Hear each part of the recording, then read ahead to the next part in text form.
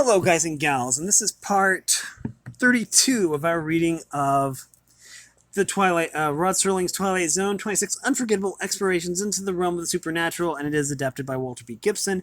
We're going to go over the copyright information. Let me find it in the book first. I know it's here somewhere. Oh, here it is. Clearly says Rod Serling's The Twilight Zone is copyright 1963 by Cayuga Productions Incorporated, and Rod Serling's Twilight Zone Revisited is copyright 1964 by Cayuga Productions Incorporated, all rights reserved. This 1983 edition is published by Bonanza Books, distributed by Outlet Book Company, a Random House company, and the address is there. This book was previously published as two separate works entitled Rod Serling's The Twilight Zone and Rod Serling's Twilight Zone Revisited, printed and bound in the United States of America, and the Library of Congress information is there. We have been reading from The Edge of Doom, and we met Geordi and Lord Francis. Basically, Lord Francis likes to climb and almost died. So, anyways, we are going to continue where we left off. They talked a little bit of the history of what happened and how Lord Francis nearly died once because he tried to climb a cliff and he wasn't prepared. So now, Lord Francis remembered Geordie's words a few years later when he and a friend named Malcolm Hay had climbed through a snow-filled ravine to the 3,500-foot summit of Corag Bude. From there, they had simply to follow a narrow ridge of barren rock to a twin peak. The danger seemed negligible. Along the ridge were flat patches like solid stepping stones. To Lord Francis, now a lanky, agile youth in his early teens, they formed an inviting path that he could take in hop, skip, and jump. But he remembered that he had brought along the two things that old Geordie had always advised, a companion and a rope. So he hitched one end of the rope around his waist and gave the other end to Malcolm, who smiled at the unnecessary precaution. Then Lord Francis was on his way. The first stone wobbled, and as he sprang to the second, it skidded sideways, so that he had lost his footing as he reached the third. Sprawling, he grabbed for the next mound of rock while a whole surge of recollection swept through his mind. Geordie's warning face among them. Then he gave a frantic shout as he felt the last rock yield. Just above the steep portion of the ridge, the youth could remember only how Geordie had once rolled him to safety on a brink like this, so he tried the same process on his own. With that roll, Lord Francis reached the end of his rope, and instead of dooming him, it saved him. Malcolm, on the other end, was nearly hauled off his feet, but managed to cling to a solid rock beside him. The rope went taut, enabling Lord Francis to ease his grip on the loose stone. Instead of toppling, it settled back in place, and he gradually drew himself up to it. From then on, it was just a case of being more careful when traversing those stones. Malcolm's account added some startling highlights in relating it to friends. He said, "One stone was slipping, then another, and when Lord Francis called to me, 'Look out, Malcolm,' I braced myself. Then the last stone was toppling, and I heard him call, 'Aye, Geordie, I'll hang on,' and hang on he did, though how I shall never know." Those who heard the story recalled that on the same day, Geordie Buchanan, ill with a fever, had kept asking about Lord Francis, but had finally muttered happily, "If Bairn is safe, I see it."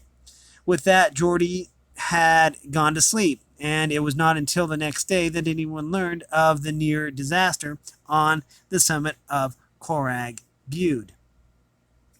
Still more remarkable was the time when Lord Francis and two companions went on a rock-climbing expedition to the Isle of Arran, intending to scale the half-mile precipice of a ridge called the Great Combe.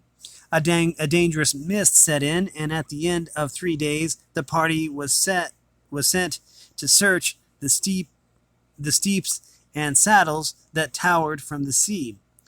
By the time old Geordie had but this time old Geordie had a different presentiment. His mind no longer pictured tors and crags. Instead, he visioned a strange, hollow darkness, its hush disturbed only by the occasional shriek of birds above the beat of surf, except for those intervals when he heard a prolonged call, Geordie. So when the searchers disembarked on the fog-bound island and started up the Witch's Steps to Sear Moor, otherwise the Great Combe, old Geordie stayed aboard the steam launch and induced the pilot to cruise about the sea inlets and rocky promontories. There they came to a sea cave that the tides had furrowed in the cliff, where human figures waved from among the rocks. The group consisted of Lord Francis and his two friends. Their dory had been wrecked on the rocks before they had reached the landing near the mountains. For 3 days they had been awaiting rescue. Often Lord Francis had gone to the mouth of the cave and called Geordie when the surf had lulled, for he was confident that when rescuers came, Geordie would be with them. During the next few years, instances of this curious affinity dwindled, if any occurred at all. That only served to increase the interest in the old cases, which were often exaggerated by those who recounted them.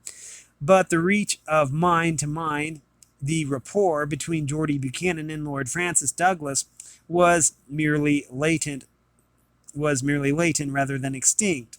There were unquestionably times when one gained some fleeting impression of the other, but apparently those were never checked. There were 2 reasons, however, for the lapse. For one, Lord Francis had all but deserted his native heath and was traveling abroad each summer, so that his contacts with old Geordie were few. For another, he had learned his boyhood lessons so well that he no longer felt the pinch of distress that made him call mentally for Geordie's aid. Both the lure and lore of mountain climbing attracted Lord Francis to Switzerland, where he became a welcome addition to parties of daring men who scrambled high above the summits of the mighty Alps. His ability at rock climbing made up for his comparative inexperience at traversing glacial ice. Each expedition included proficient climbers and capable guides to whom every stage of the ascent and the return represented a calculated risk, which was handled accordingly. Whatever the danger, they never resulted in any foolhardy situation such as Lord Francis had encountered in his boyhood. All due precautions were considered in advance. The ticklish assignments were given to the person best qualified to handle them. Each group of climbers thus became a team of specialists, with any newcomers handpicked to complete the party. That was how Lord Francis Douglas happened to be in the mile-high village of Zermatt on Wednesday, July 12, 1865, outside the Monte Rosa Hotel. He was with a group who were studying the surrounding mountain peaks, a fantastic panorama that included the mighty Matterhorn, which rose like a massive sentinel of granite to an altitude of nearly 3 miles. The summit of that formidable pinnacle seemed literally to overhang the snow and glacial ice that formed the vast apron beneath. Its forbidding appearance warned off anyone who might even think of scaling the towering crag. Yet the spokesman of the little group outside the Zermatt Inn was planning the conquest of the Matterhorn, something never before achieved. The spokesman was Edgar Whymper, a 25-year-old London artist who had come to Switzerland to make sketches of the mountains and had been forced to climb them to obtain the views he wanted. In 4 years, he had scaled many almost inaccessible peaks, including some of the highest in the Mont Blanc group. Whymper was writing a book to be titled Scrambles Amidst the Alps, in which he intended to relate not only the past, but his future adventures, if he lived to tell them. With Whymper were 2 other Englishmen, the revered Charles Hudson, who had spent many vacations in the Alps and had become as good a climber as any guide, and Robert Hadow, comparatively new to the sport, but a cool and calculated type that noted the true alpine scrambler. Lord Francis was the fourth member of the group and the youngest, for he was not quite 20. That particularly pleased Whymper, who had begun his mountain climbing at about the same age. Right now, Lord Francis showed all the youthful vigor and enthusiasm that Whymper had felt during his first alpine scrambles, but he was far better qualified. Where much of Whymper's original climbing had been confined to 3 steep flights of stairs leading up to an art studio in a London garret, Lord Francis had been at home amid the Scottish crags, some of which resembled the Matterhorn in miniature. That was why Whymper had welcomed Lord Francis on the expedition, which was to start from Zermatt the next morning. Whymper looked the cool, appraising way in which Lord Francis studied the massive monolith that was sharply etched against the sky. Often the Matterhorn was shrouded by mist or lost in banks of clouds, but clear weather had been predicted for the next few days. That was one reason why Whymper was eager to get started on the climb. The other reason was that another party was getting ready to attempt the ascent from the Italian side early in the coming week.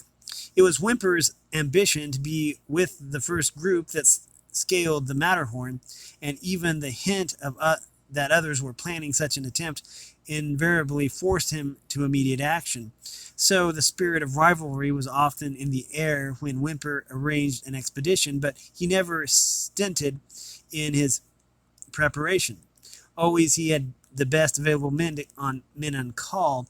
This occasion was no exception to his ironclad rules. "I've hired Michael Cross," announced Whymper. "He is the best guide in Zermatt. We will also be taking Peter Togwater, a guide of long experience, and his 2 sons, so that there may be a guide for each of us. All of them have tried to reach the summit of the Matterhorn, but have failed, as I have." "And how many times?" asked Lord Francis. "Have you tried?" "8, replied Whymper with a smile. "Having risked 8 lives, I am willing to take a chance with my 9th, like a cat.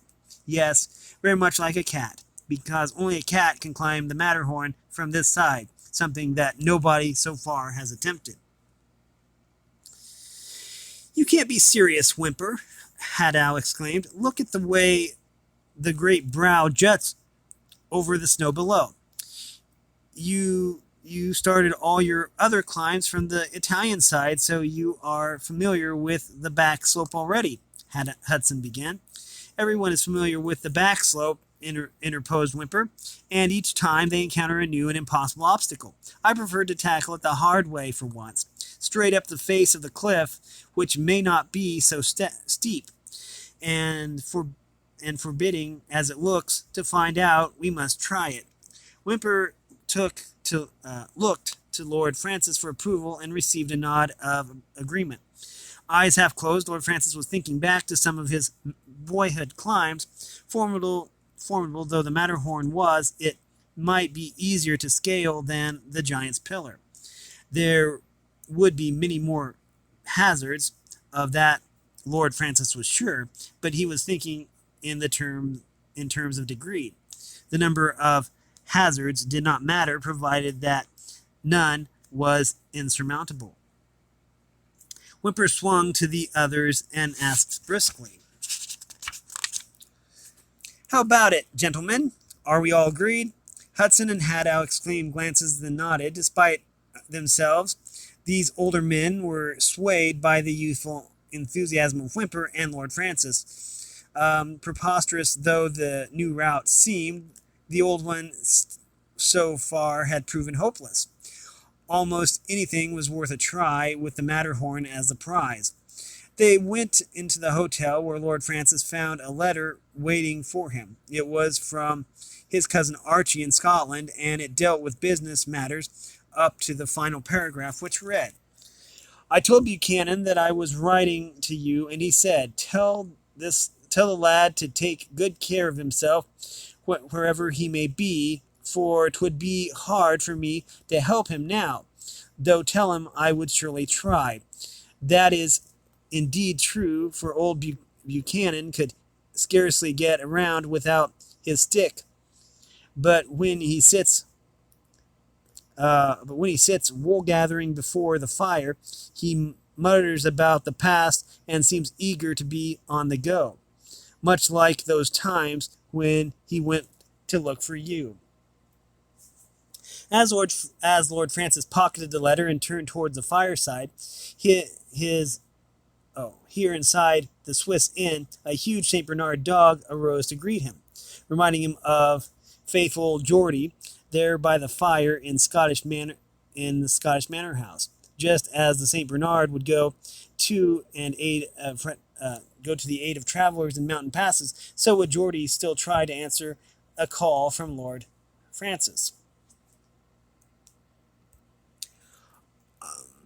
The timely letter brought back other recollections as well. Lord Francis could almost picture Geordie beside him. He fancied he heard the old retainer's voice offering canny advice regarding the coming climb. He knew well that Geordie would say, "Rest well tonight, lad, and take care on the morrow." This was one climb during which old Geordie's rules would be followed to the letter. Early the next morning, the party started off. Everyone was in a jovial mood except Hadow, who was somewhat superstitious. That became apparent when Hudson remarked, "Not a cloud in the sky, a perfect day for a climb. Except," reminded Hadow, "that today happens to be the 13th. "But we'll be making camp tonight," Hudson asserted, "so we won't be tackling the summit of the Matterhorn until tomorrow." "And tomorrow," declared Hadow glumly, "is Friday, which is another unlucky number."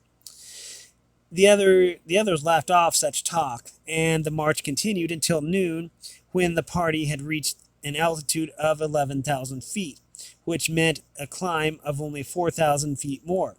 But that stretch would be the hardest if it could be made at all. So they rested that afternoon close by the towering upper reaches of the Matterhorn. Whymper made sketches, and others basked in the sun, and with nightfall they pitched a large tent and crawled into sleeping bags. Friday the climbers were again up early, and a short trek took them over a slight ridge, bringing the whole massive face of the Matterhorn into view. To Lord Francis the sight was grand indeed, and this one gigantic cliff alone was greater in height than most mountains of the British Isles.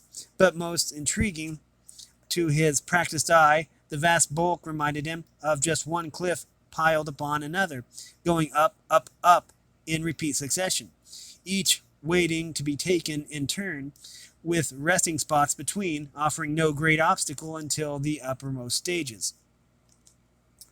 Whymper sized it up much the same way, and he decided to let one of the young Taugwalders go back to Zermatt. Whymper and Hudson took turns as leaders, choosing the best pathways in what was virtually a rocky ladder. Lord Francis and Hadow followed with the three guides, Croz, old Taugwalder, and his son. At times they used ropes, but often they did without them.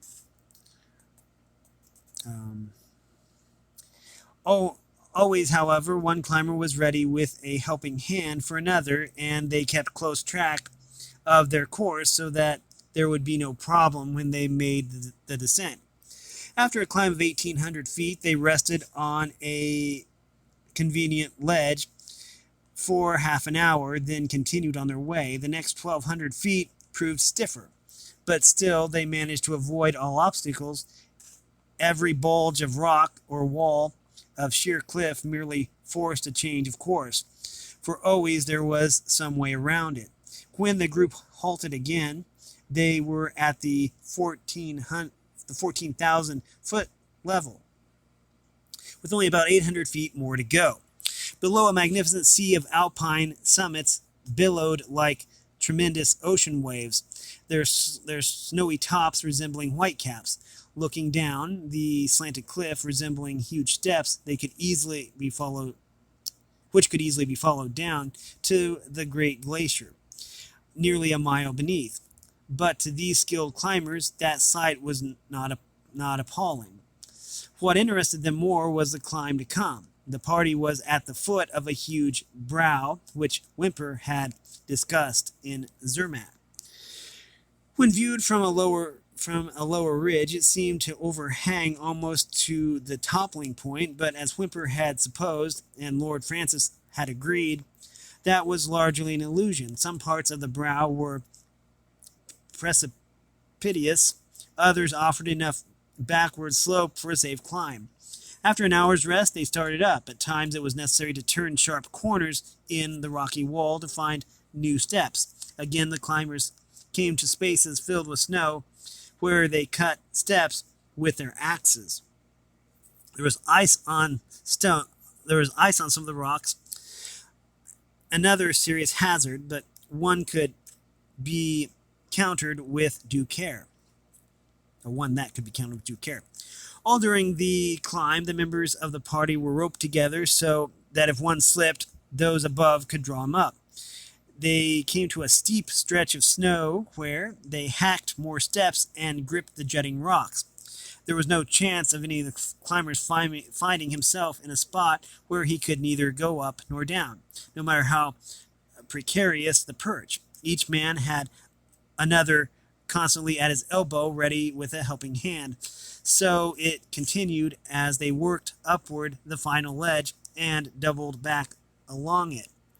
One jutting rock offered a bad obstacle, but they wormed around it. Then they were above the brow and on an easier slope, with the summit just ahead. Detaching their ropes, they raced to the peak of the Matterhorn. The mighty mountain had been conquered. There they planted an improvised flag and pole. For the next hour or more, Whymper made sketches, while Lord Francis and the others admired the stupendous view from the very point of the pinnacle and fancied themselves at the top of the world. Then, about midday, they began the descent. As before, special preparations were in order. During the ascent, the climbers had encountered unusual obstacles, had shown continual initiative, and had exchanged so many ideas that they had become a working team. Each was willing to admit any weakness of his own as well as admire another's worth. They took all such factors in full account. 5 were roped together with sure-footed Cross, first to lead the way down. Haddow was second, so he could follow Cross exactly, and at the same time he was steadied by Hudson, who was third. Lord Francis was fourth, so that he could be guided by Hudson, with old Peter Togwater fifth. His long experience made him an ideal anchor man. Whymper was finishing his sketches, so young Togwater stayed with him. Then, roped together, they started down and overtook the party at the icy steps near the brow. There, Cross was using the utmost care. He would move down a few steps, set himself firmly, and turn and bring Haddow's feet down, planting them in the snowy niches one by one.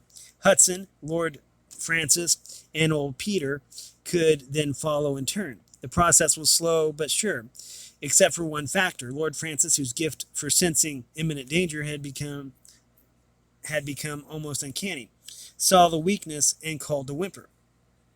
"You better tie on to old Peter. If a slip should come, you might not be able to hold his ground. He might not be able to hold his ground alone." "Quite true," agreed Whymper. "I'll tie on and let young Peter be the final man."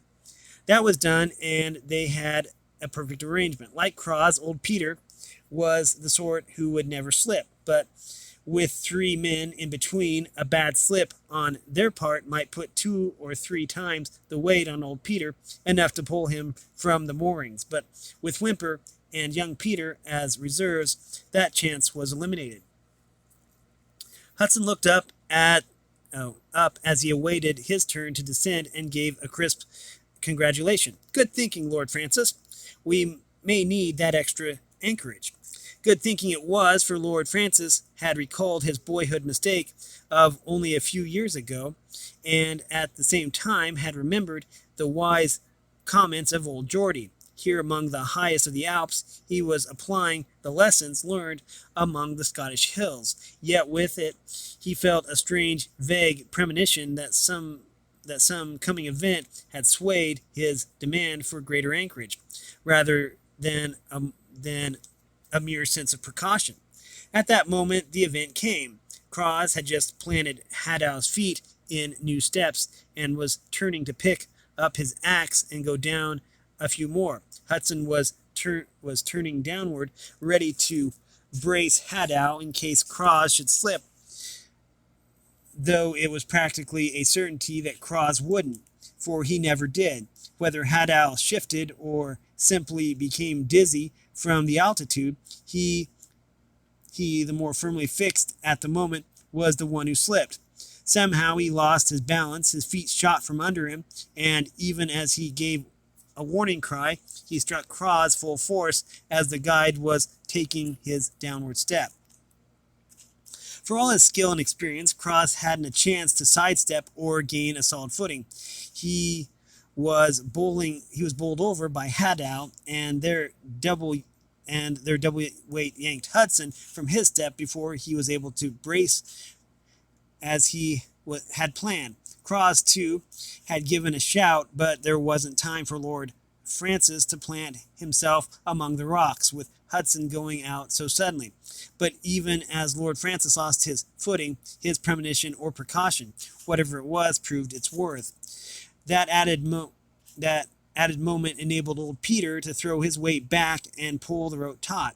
Whymper followed the very suggestion that Lord Francis had just made, adding immediate anchorage so that he and old Peter took the strain together. Fate hung momentarily on the ability of two men to restrain the weight of four.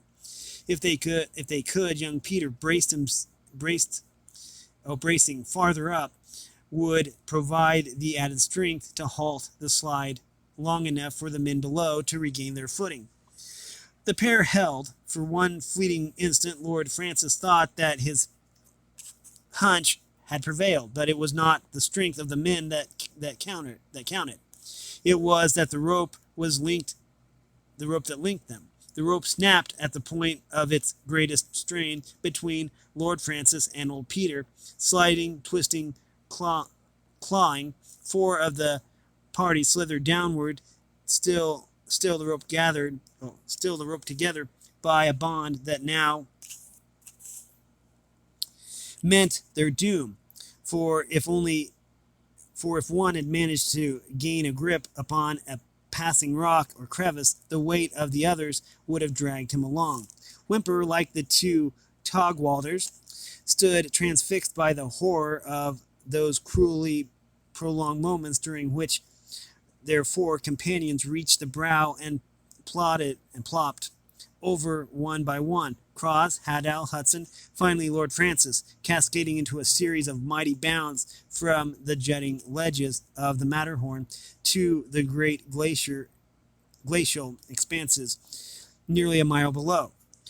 The last to go over the brink, Lord Francis managed to cling momentarily to a patch of rock and look upward to see three men rooted in their tracks above him.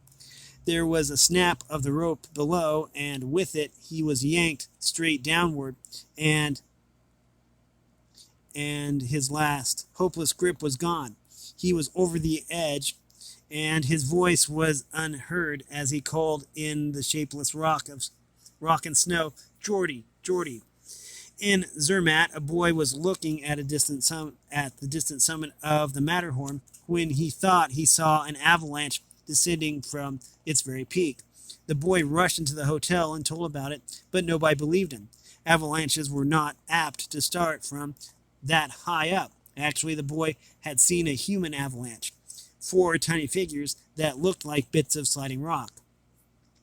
But no sound could have carried over the intervening miles to Zermatt, least of all, the trailing cry of Geordie.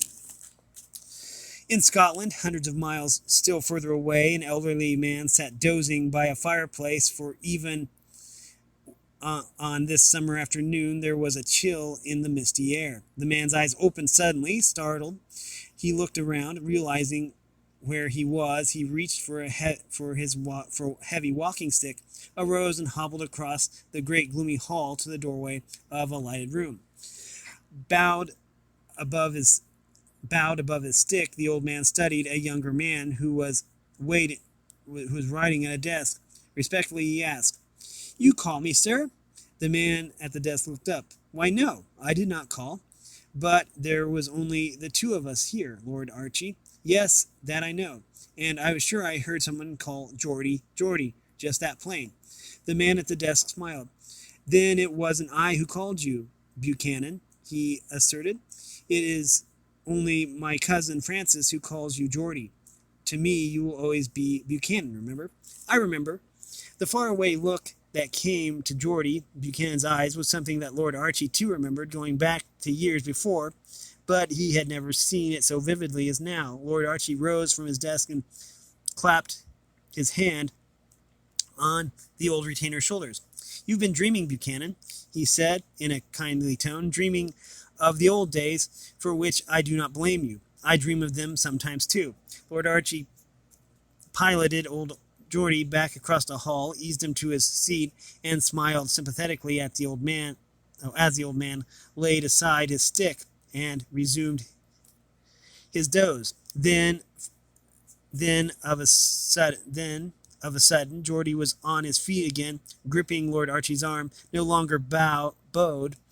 He had reared to his full height, seemingly shaking the years from him, for he strode forward without his stick. His eyes had a glint that even the fire could not match. "I heard it again," he exclaimed, "someone calling my name, like that night we went to find the Baron. As you will remember, Lord Archie, it came twice, then again, a last long cry, but it was falling, falling, falling." Geordie's own voice trailed, and his hands weakened as though to slip away, but as he swayed, he supplied a bony clutch as firm as in the old days. His eyes blazed anew as he demanded, "Where is the Baron now, Lord Archie?" "In Switzerland, Baron." "How far away would that be from here?" "Hundreds of miles. The last letter that he wrote took a week to get here." "I have heard of Switzerland. They have mountains there?" "Right, Buchanan. Great mountains called the Alps. And Lord Francis would be climbing them?" "He is always climbing mountains. You know that, Geordie." For the first time, Lord Archie had called Buchanan by his given name of Geordie, but old Geordie did not realize it. He was still thinking of that distant call. "He would be climbing the highest of them," declared Geordie. The lids closed over his staring eyes. "I can see it rising like a mighty stone above him." The Matterhorn. That was the mountain he planned to climb, according to his last letter. Oh. We've gone over. We're going to have to finish this off in the next one. If you like this content, we've been reading Rod Serling's Twilight Zone, 26 Unforgettable Explorations into the Realm of the Supernatural. And if you like this content, make sure you like and subscribe, ring the bell so you know when I upload. Also, want to support me in any way, if you want to join the Discord server, all the information will be in the description below. And as always, thanks for watching, everyone, and have a great day.